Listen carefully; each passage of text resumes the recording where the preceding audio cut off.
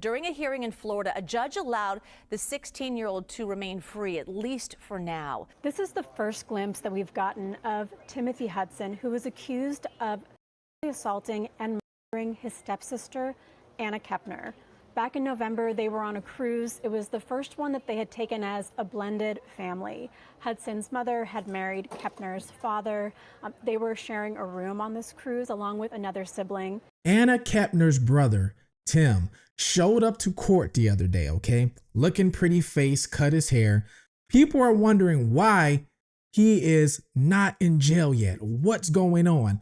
I'm going to tell you exactly why he is currently not arrested. So I'm going to break that down for people who don't understand that. Not only that, I have the official court transcripts. What happened to Anna Kepner before she passed? She was basically tortured, okay? I'm going to give you all those details. Fugitive TV, stay tuned.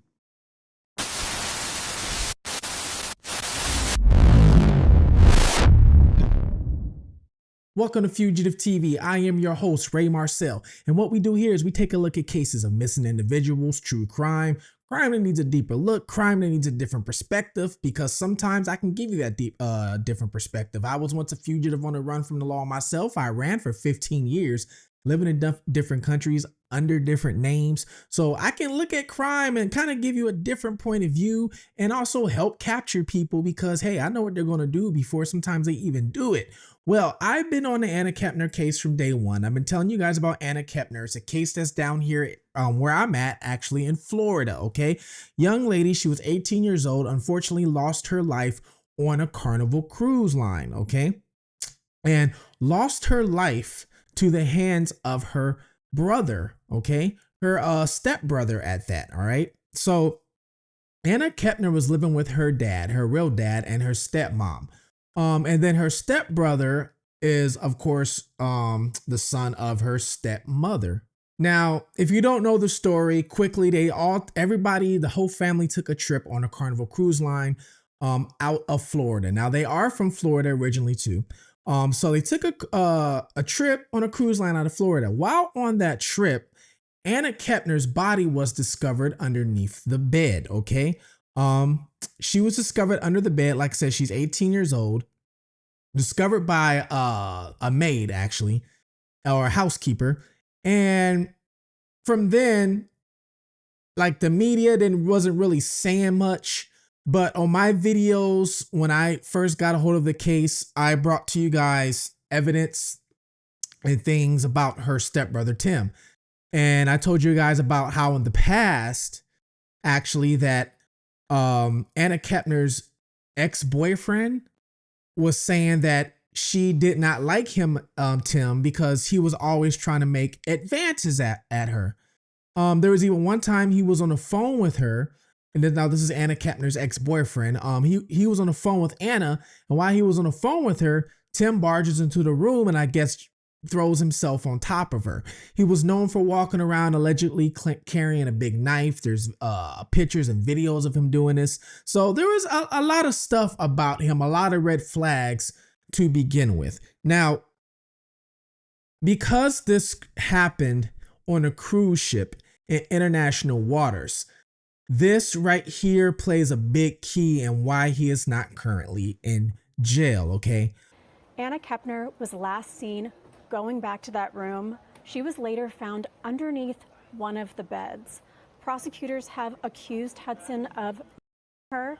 Hudson is only 16 years old. He was initially charged as a minor, but then he was indicted as an adult. Now first, what I'm going to do is I'm going to read to you the transcripts, okay? Not like thoroughly, but I'm going to break it down to you, the transcripts of what was said in court. Not only that, the details. And I'm going to warn you, the details, poor Anna. I'm just going to warn you right now.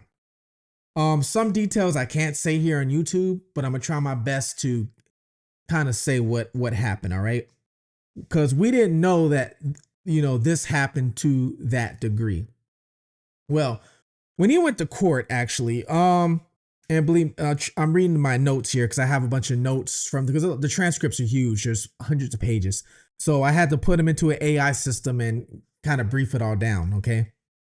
So basically what's going on right now is that the prosecution also explained that if the federal adult transfer failed, the government might dismiss the federal juvenile case and follow Florida state prosecutors to pursue adult charges instead. Now, the defense argued that they strongly favor his release before the defense is saying that he should be out right now on bond. Now, what happened was he was originally charged as a juvenile because remember, Timothy is only 16, so he is a juvenile. So he was originally charged as a juvenile, but this is federal. It went federal.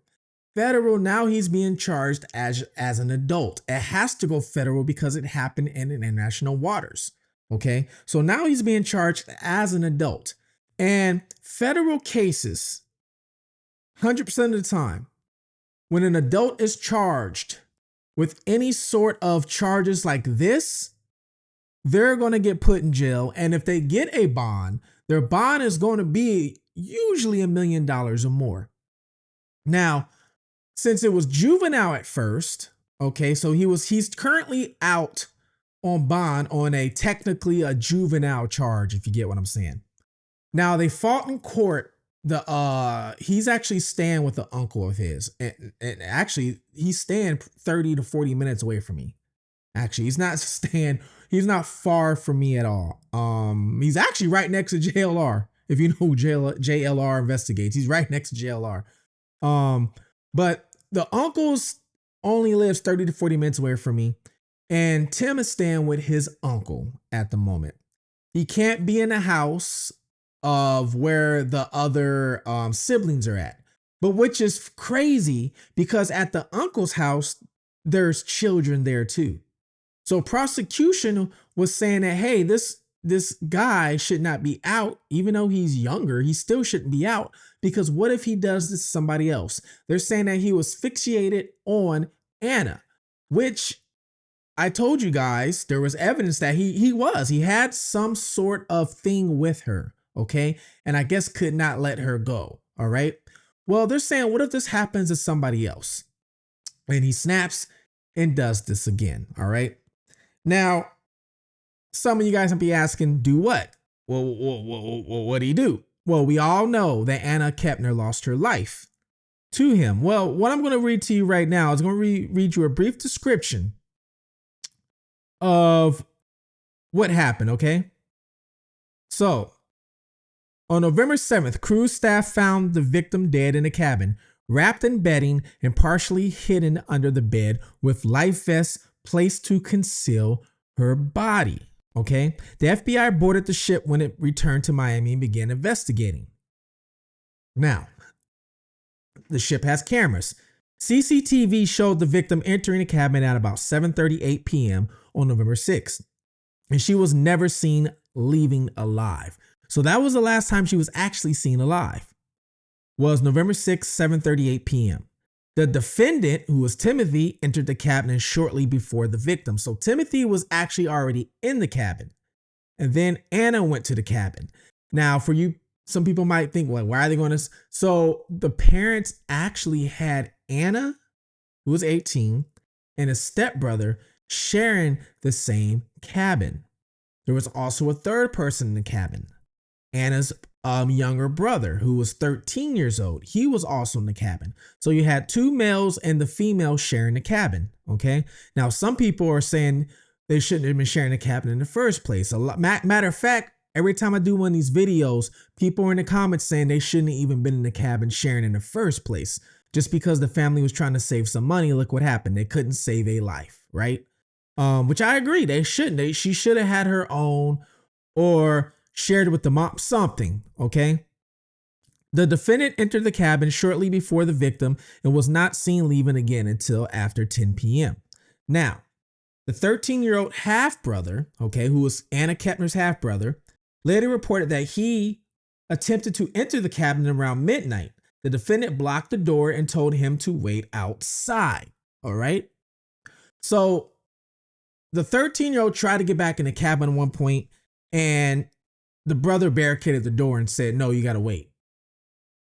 Prosecutors argued the CCTV showed suspicious conduct, including the defendant repeatedly leaving and re-entering the cabin and placing a privacy sign on the door. So he was shown afterwards leaving, coming back, leaving, coming back, leaving, coming back. I guess nervous, trying to figure out what to do, things like that.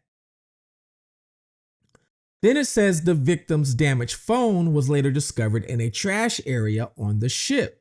Prosecutors said the ship Wi-Fi routing data and CCTV showed the victim's phone moving through the ship in tandem with the defendant's movement before ending up near the trash bin. Okay, so he took her phone. Her phone was damaged some sort of way, took her phone, walked out the room with it, and discarded it in the trash bin. And the reason why they found it is because that phone was hooked up to the Wi-Fi. Now, if you guys don't know this, all right, if your phone hooks up to anybody's Wi-Fi router, the Wi-Fi router is going to store your phone's IP address.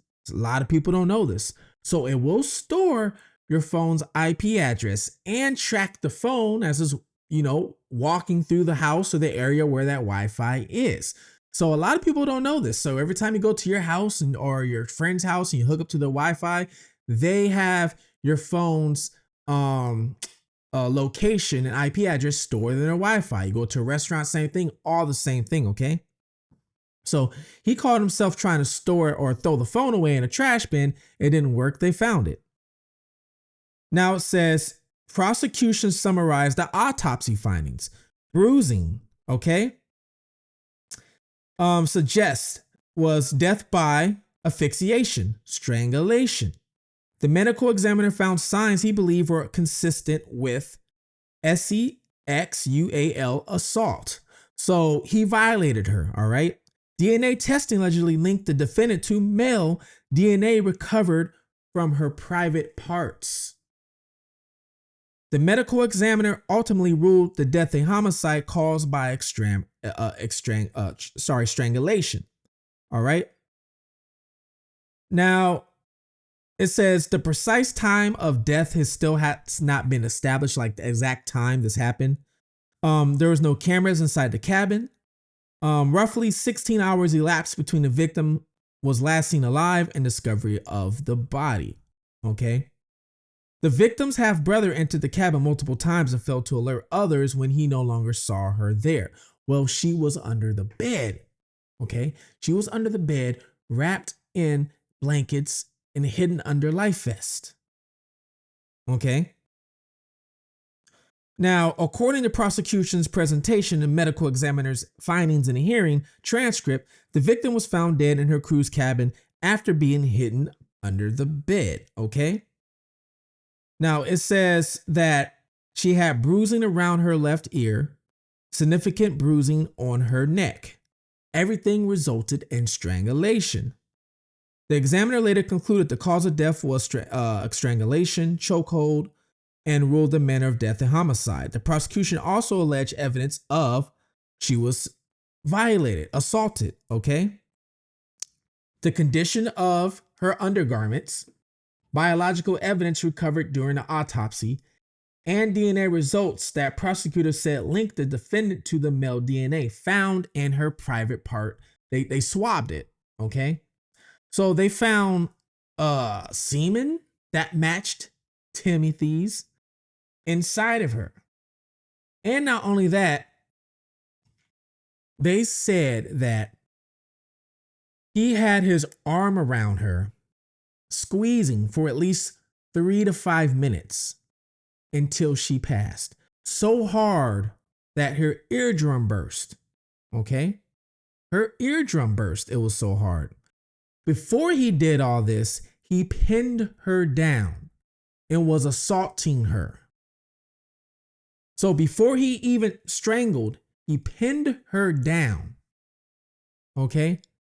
And was assaulting her. So this young girl was pretty much went through unbelievable things, unimaginable things. You can pretty much say torture before her demise, which is very sad, okay? It says the victim had significant bruising on the sides and rear of her neck, and especially on the left side. There was also significant bruising to the left ear. That's because of how he had her, like it was like a hold with her arm or his arm, just like that. Okay. Prosecutors stated the medical examiner believed the strangulation involved through force to cause bruising and bleeding in the ear area. Okay. The excerpts you provided do not, it also says broken hyoid bone, only bruising and blood associated with the ear region, ruptured eardrum. And the weird part is they found her undergarments. They said that her undergarments was in an unusual way. That some of it, I guess, was half inside of her. Very disgusting. Very, very, very disgusting. Now, the defense was trying to say that Anna had relations with another male aboard the cruise ship. That's what the defense was trying to say. But prosecutors stated another male individual identified as someone the victim had consensual relations with contact during the cruise was excluded. So he was excluded, okay, because the DNA inside of her matched her stepbrother. And something unusual about this case is that because they were on international waters, they were headed on this cruise back to Miami when all of this unfolded, when Hudson was arrested, it ended up in federal court. And it's rare for a minor to be prosecuted in federal court. The details of what happened to her, very, very disturbing. Very disturbing. Very disturbing. Nothing more I can say with that. Now, when it comes to him, should he be in jail or not? Yeah, I think he should be in jail because if he was an adult, he would be in jail. Now, back to why he's not in jail. So because this happened in international waters, it happened on a cruise ship. There's no police in international waters. That is international territory. It's not a state. So it happened on a cruise ship. And a cruise ship don't even have police. They only have security guards, really, is what they have. So that's when federal comes into play. FBI comes into play, okay? So it wouldn't be like Florida, because let's say if it happened on land, then they would pass the case down to a county, Florida, whatever county that, it happened in. But because it was international waters, federal, they have to jump in and take over. Now, federal, they usually do not deal with juvenile cases. If you think about federal cases are usually done by adults. Whether it's a federal M charge, M-U-R-D-E-R, a lot of times a federal M charge would be because they did something and then cross state lines, or they cross state lines with the body, or cross state lines to do what they have to do. A lot of juveniles aren't doing that. RICO charges, organized crime acts. A lot of juveniles aren't doing that. Now, juveniles sometimes can be involved in a RICO act. Let's say, for example, the RICO act has to deal with a gang, drugs in a gang, right? And they bust the whole gang. Everybody goes down. So what happens is, let's say you got 10 gang members that's in a RICO act, or 10 members in a RICO act. Let's say one of them's a juvenile. Maybe one of them is the son of somebody or whatever. A lot of times what they'll do, because they know the juvenile is not running the show. So what a lot of times they'll do is they'll use the juvenile to tell on whoever he can tell on, or she can tell on whoever she can tell on. And if they still continue to charge or press a charge on the juvenile, they'll pass it down to the county and let the county take care of it. And usually the juvenile will go to jail and they get out by the time they're 18. So whatever charge happens, let's say they go to jail 15, 16, they stay through 18 years old, they can get out, and because now they're an adult. All right. Well, the thing with him is his charge is very severe, obviously, of what the details I just read you. So there's no way that we can say, oh, he's going to get charged, go to jail, and then get out at 18. He's 16. So there's no way he can get out, Now, state some states will charge a 16-year-old as an adult depending on that state. But that is the law, the rules they already have in set. Federal, they don't have any rules. They don't have a law book for juveniles. They don't even have a juvenile facility.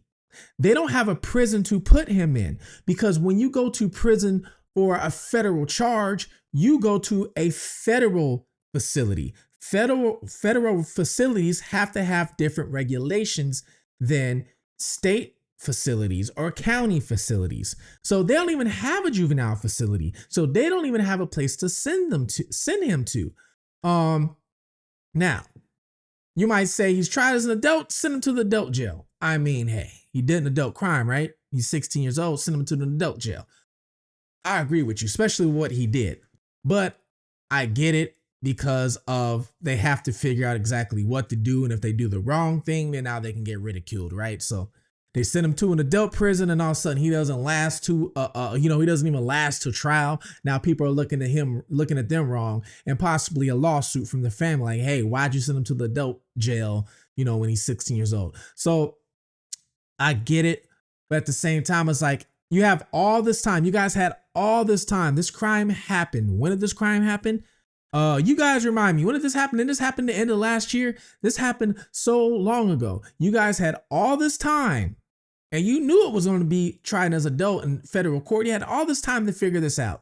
Well, now the judge is trying to get the U.S. Marshals to look at jails or juvenile jails that are close to his location, which could be close to me, or in Central Florida somewhere, and look at these jails to see and talk to them to see first if they meet the regulations of a federal jail, and if they're willing to hold this juvenile, even though it's not county, before federal charge.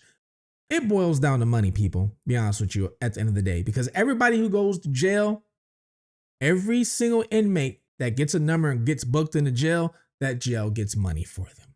All right. So if a county jail is booking in an inmate, a juvenile inmate, but that juvenile inmate is under federal, I guess they got to figure out how the money works. You get what I'm saying? So this is why he is currently not in jail. What do you guys think? Do you guys think they should just be like, F it, just throw him in with an adults because he did an adult crime? Let me know what you think about that. And not only that, he goes to trial, and let's say he gets found guilty, because the evidence is like he's going to get found guilty or at least plead guilty. So if he gets found guilty or pleads guilty, then what they're going to do? There's no prison for juvenile. So they have to figure out where to put him anyway. Whether they put him in a state prison or they put him with, the rest of the people in federal prison. Federal prison also has protective custody. They do.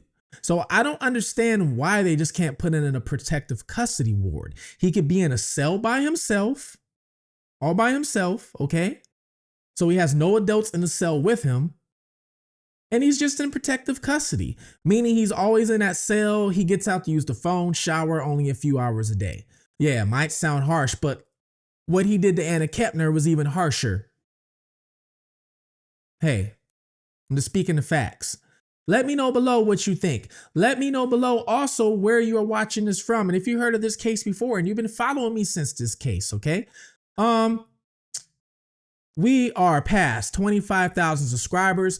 Let's get to that 30,000 subscriber mark, people. We are almost there. Thank you so much for tuning in to Fugitive TV, helping me grow very, very fast. Let me know below where you're watching from. Please join the membership. That helps out a lot, okay? Helps out with me growing this channel. Plus, I also got the Fugitive TV merch. I got new merch coming soon, which I'm going to let you guys see. So I got merch below, wherever to the side, whatever device you're on, you will see it. But this is Fugitive TV. Please love one another, like one another. Take care. Watch your surroundings. Look out at your surroundings. Until next time, take care of one another, and I'm out.